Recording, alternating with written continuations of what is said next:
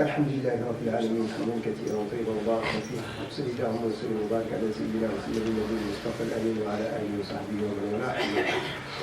ما زلنا ايها الاحباب الكرام مع سوره الطلاق، وما زلنا في مقدمات تتعلق بامر الطلاق. Alors on est toujours avec le chapitre du divorce, le chapitre 65, et on est toujours dans les introductions à comprendre avant de passer à, si on peut dire, ce qui concerne le règlement général dans le droit canonique musulman. كنا تحدثنا في الأسبوع الماضي عن بعض المسائل المتعلقة بالطلاق. ولماذا الطلاق؟ لماذا مع كامل الأسف خاصة في مجتمعاتنا اليوم كثر هذا الأمر، خاصة في مجتمعات المسلمين، يعني كثر الطلاق بشكل يعني متفشي.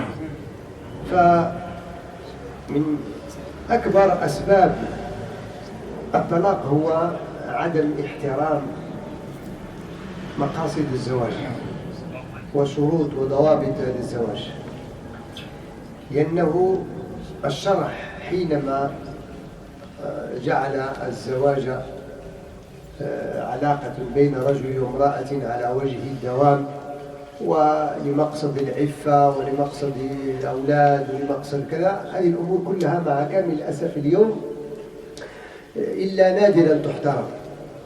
أصبح الزواج عنده في عصرنا اليوم مقاصد أخرى،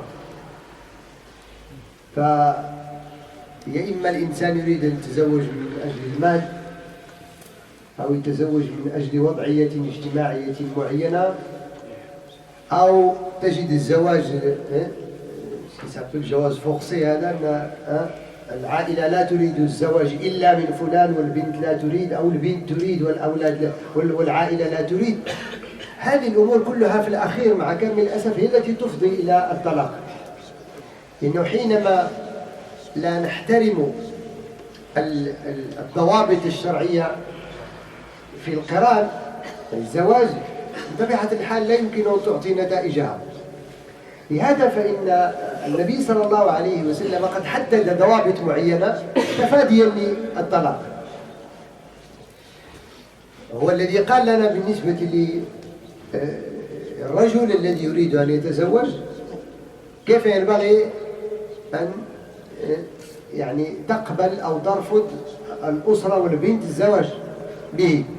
إذا تقدم شاب إلى بنت هناك معايير في الإسلام، لو طبقنا هذه المعايير، لأن هذه المعايير أصلا وضعت لكي تكون من بين ما يساعد على استمرار العلاقة الزوجية، وهي أن النبي صلى الله عليه وسلم قال لنا: إذا أتاكم من ترضون دينه وخلقه فزوجوه، إلا تفعلوا تكن فتنة في الأرض وفساد كبير، وفي رواية وفساد عريض.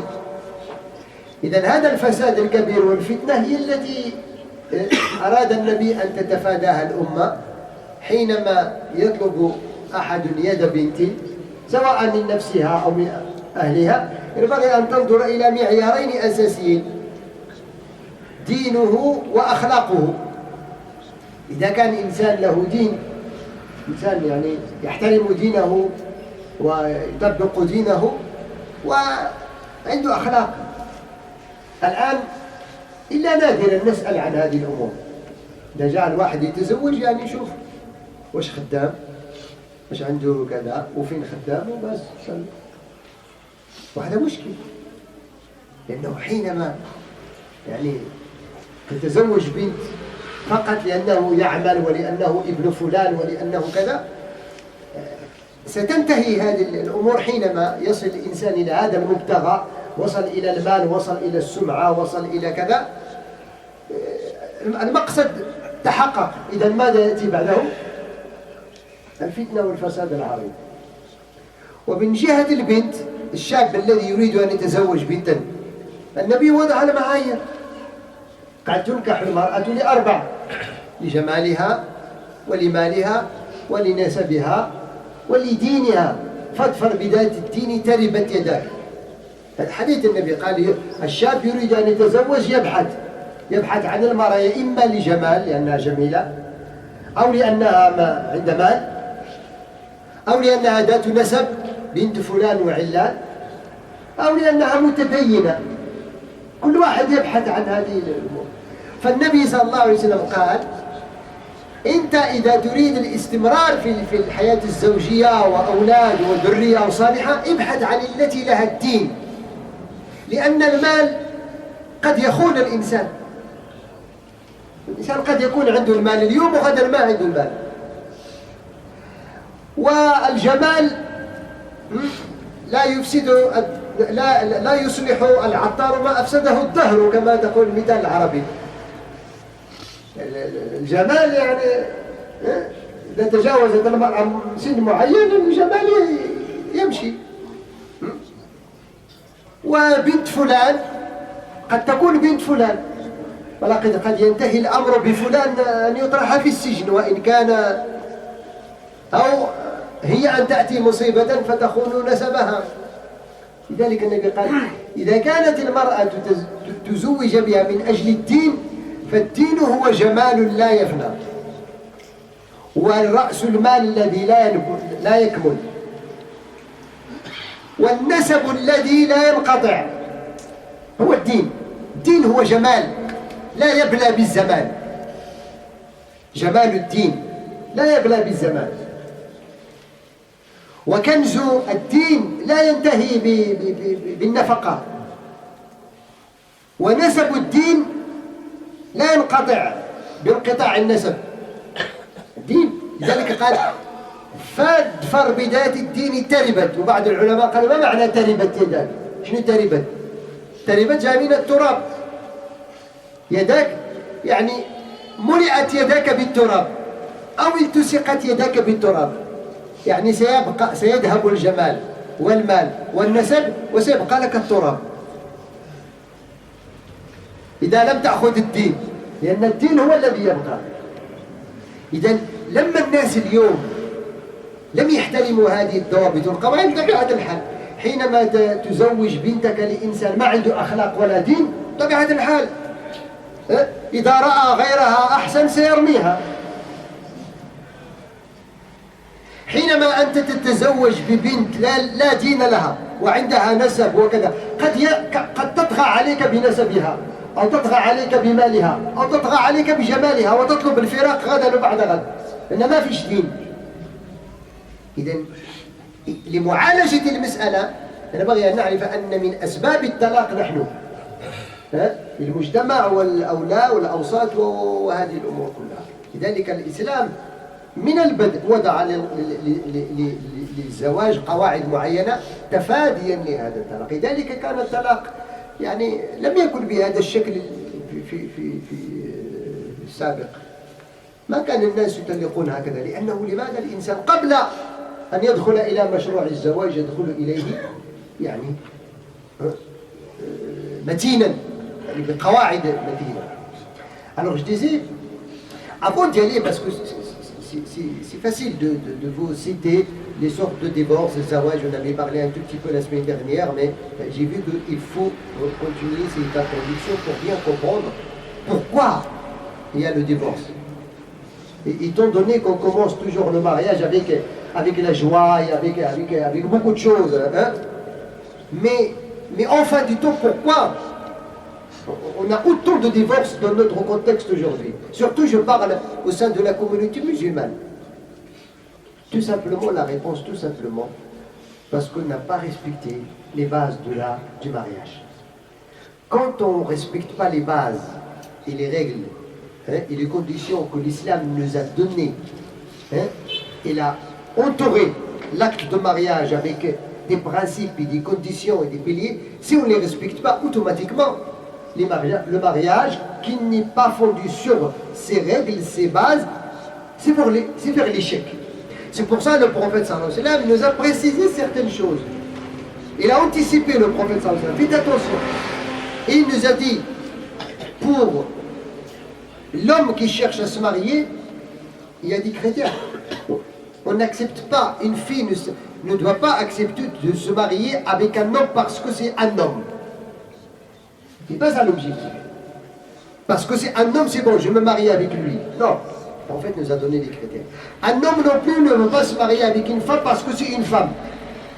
Il a besoin d'une femme, mais il va se marier. Non, c'est pas ça l'objectif pour lui-même. Ça, c'est un parmi les objectifs que l'homme a besoin de la femme a besoin de l'homme. Mais c'est pas ça là-bas. Mais le prophète nous a dit, quand l'homme demande la main d'une femme, d'une fille, observez, regardez. Si vous êtes satisfait de sa religion, sa pratique religieuse, et ses comportements, mariez-le. Si vous ne le faites pas, vous participez à un désordre total sur terre. Et dans une version, un désordre large. Et une corruption. Fasadun arid. Fitnatun, désordre ou fasadun arid. C'est ça, le fasad, c'est ça, c'est de déchirer les familles. Le désordre, c'est ça. C'est de déchirer la famille, après les enfants, après le mariage, après beaucoup de choses. Pourquoi? Parce que quand elle a toqué la porte, on a demandé seulement, tu gagnes combien? On n'a pas demandé, est-ce que tu pries? On n'a même pas demandé, tu travailles où? Même si tu vends n'importe quoi, l'essentiel, tu as combien dans ton compte? C'est tout. Le problème, il est là. Alors, dès que cet objectif est atteint, alors ça y est, la femme, elle a atteint son objectif. C'est quoi? C'est d'avoir de l'argent. Demain, elle va chercher à se débarrasser de cet homme. Parce que l'objectif est atteint. C'était... On s'est marié avec parce qu'on cherche de l'argent. L'objectif est atteint. Mais la religion, c'était pas l'argent. Le risque de chacun de nous est garanti. Le problème, on s'attache aux choses qui sont garanties. Le prophète dit non. Regardez. Et regardez surtout, on a le ulama, أصبع في أمر مهم جدا. النبي قال الدين والأخلاق. لماذا لم يقل الدين بس؟ أليس الأخلاق ضمن الدين؟ هنا ذكر خصص الجزء من العام. En fait, restreint ici, il a précisé un détail dans le général. Normalement, quand on dit une personne à la religion, ça veut dire qu'elle pratique, mais il a parlé d'une chose importante, même s'il pratique. Mais regardez sa moralité. On pratique tous aujourd'hui, n'est-ce pas? On prie tous. Mais quand on sort à l'extérieur, les traces de cette pratique, il est varié selon le comportement de chacun de nous. Il y a des gens qui prient, qui mentent. Il y a des gens qui prient, qui vont ce qui est licite et illicite. Il y a des gens qui prient, qui volent. Il y a des gens qui prient comme la fornication. Il y a des gens qui crient, qui prient, trahissent, et ainsi de suite. C'est pour ça que le prophète dit, ça ne suffit pas de le voir à la mosquée. Ça ne suffit pas de voir son apparence. Ça suffit. Regardez sa relation avec ses parents, regardez sa relation avec ses voisins, regardez il travaille où, il gagne sa subsistance où, comment, regardez comment il est, sa réputation dans la société. Est-ce qu'il est quelqu'un de bien, de douceur, de miséricorde, de bonne compréhension, c'est ça l'éthique et la religion. Alors aujourd'hui, excusez-moi, malheureusement notre société ne demande plus ça. Le tuteur et la fille, normalement, il faut qu'il demande, est-ce que tu pries? Tu travailles où? Tu gagnes tu gagnes ton pas où? Tu travailles où? Voilà. J'ai une épicerie, alhamdoulilah, machallah, ça marche bien. C'est un gros problème. Je ne peux pas livrer ma fille à quelqu'un qui vit dans le haram. Pas possible. C'est pas parce qu'il a une villa à Marrakech, une au Maroc, et deux appartements à Rabat, il y a un beau pavillon ici, machin, mais il y a des restaurants, ils vendent tout, ils mélangent tout. Je suis désolé. Ici, ça n'a rien à voir avec X. Je ne parle pas de X ou Y. Je parle de la société. Notre société, malheureusement.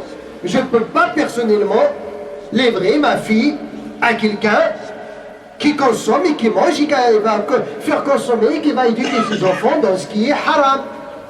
Tout court, tout simplement, sans chercher. Est-ce qu'on a de vous? Il peut donner sa fille Un patron qui vend de la drogue, il sait qu'il vend de la drogue dans la cité. Tu vas le donner ta fille. C'est la même chose que celui qui vend l'alcool. C'est quoi la différence? C'est haram, c'est haram. C'est la même chose que celui qui vole. C'est quoi la différence? Celui qui gagne sa vie dans le vol, il vole. Tu sais qu'il vole. Tu vas lui donner ta femme, ta fille, c'est pas possible. Alors, tout ça engendre le divorce. Parce que tu cherches l'argent, quand il a l'argent, c'est fini. Ou bien c'est la politique qu'il a là, il prie, il fait tout. Mais je regarde, la personne, il est méchant. Même avec ses parents, avec ses voisins. Il gagne bien sa vie, mais il n'a pas de patience. C'est quelqu'un qui s'énerve, c'est quelqu'un qui, même ses frères et sœurs, ils ne s'entendent pas avec sa famille. Est-ce que je peux donner ma fille à quelqu'un qui ne s'entend pas avec ses parents? Jamais. Jamais je ne draine ma fille. Pourquoi? Parce qu'il ne prend même pas soin de ceux qui l'ont enfanté. Comment il va prendre soin de ma fille? Eh bien, il peut le supporter un mois, 2 mois, 1 an, 2 ans, et après elle va chercher à s'en débarrasser. Pourquoi? Parce qu'il n'a pas l'éthique. Il n'a pas l'akhlaq. Il faut que... C'est pour ça les savants disent, fais ton enquête. Quand un garçon tape fais ton enquête, regarde, demande au voisin. Qu'est-ce que vous pensez de votre voisin? Oui. X, il vient, il demande la main de ta fille. De lui, Inch'Allah, je te répondrai. Va faire ton enquête. Viens à la mosquée, où il prie, demande. Est-ce que vous connaissez tel? Demande à ses voisins, toque la porte de ses voisins, rentre s'il vous plaît, j'ai une question à vous poser. Si tu connais les gens qui le connaissent, c'est bien, pourquoi? Parce que le mariage, c'est pas demain. On ne fait pas ça, avant les compagnons, ils le fassent. Les savants, ils le font. Mais aujourd'hui, on ne le fait pas. Ouais, est-ce que... Aujourd'hui, malheureusement, ouais, on cherche, parfois, il y en a qui se focalisent sur... il faut qu'ils soient la même nationalité que nous, sinon... On a un gros problème aussi avec ça. Hein? Les Algériens se marient avec les Algériens, les Marocains avec les Marocains, les Tunisiens avec les... Ah, c'est un Algérien, non. C'est pas la même tradition que nous. C'est un gros problème. Hein? Non, c'est un Turc, non, c'est pas pareil. Non. Il faut qu'il soit marocain. Et parfois, dans un endroit, dans un périmètre au Maroc, c'est pas tout le Maroc, même si c'est le Maroc, je parle de ce qu'on véhicule, malheureusement, ça c'est un gros problème. L'islam, il n'avait pas parlé de ça. Ne cherche pas à ça. Mais parfois, moi j'ai entendu des parents qui disent, je préfère un voyou, par exemple, marocain, qu'un savant algérien. Bah, est-ce que ça, c'est l'islam, ça? Pourquoi? Parce que je sais que voilà, c'est l'essentiel, le Maroc, il parle comme nous, il fait le couscous comme nous. Mais qu'est-ce qu'on fasse avec le couscous, avec le harira, avec le... On a tout mélangé. Le problème, il est là. Ils n'ont pas la même tradition que nous. Mais pourquoi on te parle de tradition? On parle de l'adoration, de la religion, on ne parle pas de tradition. C'est quoi la tradition? Il faut la prière à l'est ou à l'ouest. Moi, je veux parler des choses qui provoquent, qui engendrent le divorce. C'est quand on force une fille à se marier avec son cousin, ou quelqu'un de ses origines, ou j'en sais rien, et il y a quelqu'un qui est capable de la prendre ça, parce que, en fait, en vérité, on ne pose jamais la question qui est très importante quand il s'agit de mariage. C'est quoi? En fait, celui de... Même son cousin, c'est elle l'aime pas. Il y a quelqu'un je sais pas, de n'importe où, il est musulman. Enfin, du compte, il va avoir des enfants avec celui-là, avec celui-là. Mais wallah, moi j'ai vu dans certaines conditions, wallah, al-alim ahbab, il y a parfois des gens qu'on croit toujours que ça ne va pas marcher. En fin du compte, on découvre qu'il y a des gens qui sont mieux que nos propres enfants. C'est pas mieux que ceux de nos origines, mieux que nos propres enfants, et loin de notre origine. C'est pour ça, tout ça, parce que je parle maintenant avant le divorce. Et la même chose pour la fille. Quand le garçon veut se marier avec la fille, lui aussi la même chose. Rajoutons aujourd'hui à notre phénomène. Hein? Aujourd'hui, il y en a qui cherchent, non, celle-là, sa photo dans le Facebook, ça ne me plaît pas.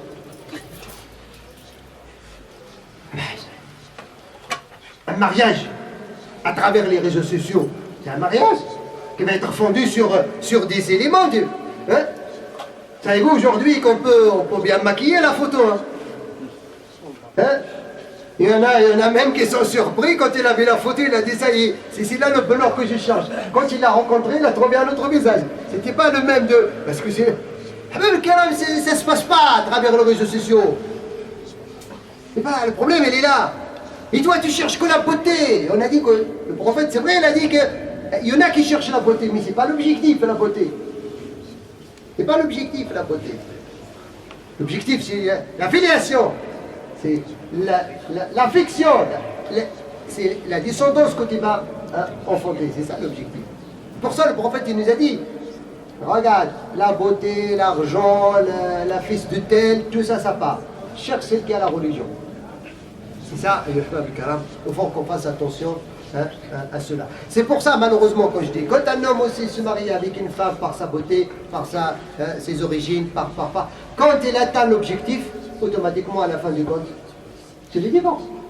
Parce que l'objectif est atteint. Mais quand il se marie avec quelqu'un, avec une qui a sa religion, qui va le préserver, qui va prendre soin de sa richesse, s'il était pauvre, il va devenir riche grâce à elle. S'il n'avait pas de réputation dans la société, il avait une réputation mauvaise à cause de ses origines, il va lui donner une bonne réputation dans la société grâce à sa descendance. Parce qu'il va bien s'occuper de lui, de sa maison, de sa descendance, de ses biens, de sa religion. Wallah, il y en a des gens qui sont perdus dans la vie. Il se marie avec une pieuse, il l'a rendu un être humain. Oui. Et moi, je peux raconter une histoire dont j'étais présent. Je connais. Voilà, Ahbab al-Karam. Parce que parfois, quand Dieu subhanahu wa ta'ala veut changer le destin, mais il faut se baser sur les bons facteurs. Et après, le destin, on ne le connaît pas. Dieu subhanahu wa ta'ala fait ce qu'il veut. Comme je dis, Nuh, il a plus rien pour sa femme. L'autre, il n'a plus rien pour sa femme. On a fini le Surat al-Muntahina quand on l'avait expliqué. Mais voilà, Ahbab al-Karam, ici en France, un jeune homme alcoolique qui ne prie pas, qui s'est marié avec une convertie. Une Française convertie à l'islam. Il s'est marié pour lui parce que c'est un musulman, soi-disant. C'est tout. Et au fur et à mesure, après un peu de temps, la sœur, il a appris sa religion. Et il fréquente la mosquée, il fréquente les sœurs, il demande, il lit, il trouve que ce mari, il est à l'est et la religion, il est à l'ouest.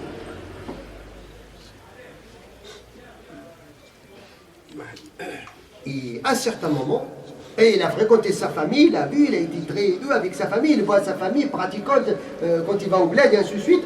Après, à un certain moment, il la met devant la réalité. Il dit, Mohamed, tu as deux choses. Toi, je me suis marié avec toi parce que je crois que tu es musulman. Il dit, mais je suis musulman. C'est quoi la preuve que tu es musulman? Tu bois de l'alcool. Tu pries pas. Hein? Le ramadan, je ne sais pas, est-ce que tu le fais ou non, parce que tu dis que tu n'as rien mangé. Mais maintenant, tu lui dis, je veux te dire une chose. Soit tu vas pratiquer cette religion que j'ai découverte, soit on va se séparer. Vous imaginez? Savez-vous qu'est-ce qu'il a fait? Parce que c'est comme si l'histoire que j'ai. Il est parti au bled, il a resté là-bas 3 ou 4 mois. Au point que ses parents lui disent, mais qu'est-ce qui se passe? Il dit, mais j'ai un petit truc, j'ai un petit congé, machin, il n'arrête pas de rajouter des mensonges. Parce que lui, il ne veut pas divorcer d'une, il ne veut pas dire la vérité à ses parents. Au bout de 3 mois, il est parti au Maroc. Ah, j'ai dit, ça y est, j'ai tout dit, voilà. Il est parti chez ses parents. Il leur a expliqué toute la situation. Vous imaginez, sa maman lui a dit, tu imagines qu'il n'a pas d'origine de l'islam. C'est elle qui va te faire apprendre l'islam, c'est ce qu'elle t'a appris. Sa maman lui a dit, moi non plus. Si tu divorces avec celle-là, tu n'es plus mon enfant. Ça veut dire que tu dois revenir à la bonne pratique. Wallah, il est devenu un ange, le garçon. Il a arrêté l'alcool, il a assumé à sa prière, et c'est grâce à cette femme. Vous voyez, quand on se marie avec une qui cherche, vous imaginez, il faut parler des origines. Il n'a pas d'origine de l'islam. Il a appris seulement l'islam, et c'est elle qui l'a fait apprendre à celui qui est d'origine. C'est pour ça, aujourd'hui, malheureusement, on a mis en pratique tous les facteurs de divorce. On a négligé tous les facteurs de la réussite du mariage. C'est pour ça qu'il y a ce divorce. C'est pour ça qu'il lui dit, j'ai fait exprès de parler des introductions parce que c'est très important. Faites attention.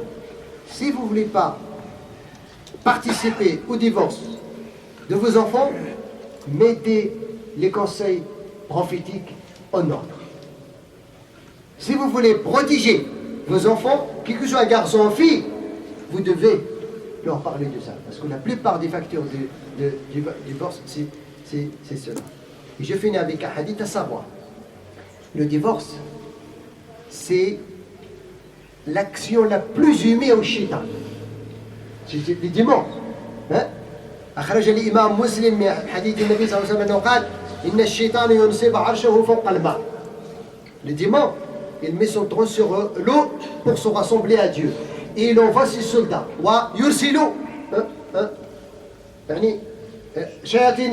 Les petits soldats, il les envoie. Allez, perturber la société, perturber les gens, perturber. Et quand ils reviennent, t'as fait quoi toi? Il m'a dit, j'ai été derrière tel jusqu'à ce qu'il a monté. T'as rien fait toi, vas-y. Il a monté, il va se repentir, revient, il va régler son problème. J'ai été derrière l'autre jusqu'à ce qu'il a volé. T'as rien fait toi. Il va voler, il va rembourser, après il va se repentir. J'ai été derrière lui jusqu'à s'il a trahi, s'il a fait quelque chose, il a raté la prière du soir. Il n'a même pas fait la prière du soir. T'as rien fait. Il va faire la prière, il va se repentir. Et quand celui qui va venir a dit, j'ai été derrière X et Y jusqu'à ce que j'ai séparé entre eux. Il a dit, toi, viens. Il lui met la couronne sur la tête. Là, tu as bien fait. La meilleure récompense de diamant, quand un de ses soldats lui a dit, j'ai fait tout. J'ai été derrière eux jusqu'au bout. Jusqu'à ce que le juge a prononcé le divorce. Les diamants, ils participent aussi à ce divorce. Et on leur ouvre la porte. Parce que dès qu'il y a un petit conflit, on le dévoile et chacun prend de son côté et les démons soufflent le mal. Donc dis-lui, vas-y pas toi, pourquoi toi? Parce que c'est tout cas, c'est moi qui ai gagné, c'est moi qui ai payé, c'est moi qui ai acheté le réfrigérateur, c'est moi qui ai cassé la machine à laver, c'est toi qui avais fait des trucs futiles. On casse la famille, les enfants perdus, ça y est, là, on n'a plus d'origine, on n'a plus de lien famille. On a fait tout pour que la cousine se marie avec le cousin, après le divorce, toute la famille déchirée. On avait fait tout. Non, tu dois te marier avec ton cousin. C'est ton cousin. Comment tu vas le refuser? Satan t'essouffle. Et après, quand il divorce, il n'y a plus de tante, il n'y a plus d'oncle, il n'y a plus de cousin, il n'y a plus de cousine. Même les autres. Tu vois? Je ne veux pas me marier avec elle parce que sa soeur, elle s'est divorcée avec mon frère. Faites attention à ça.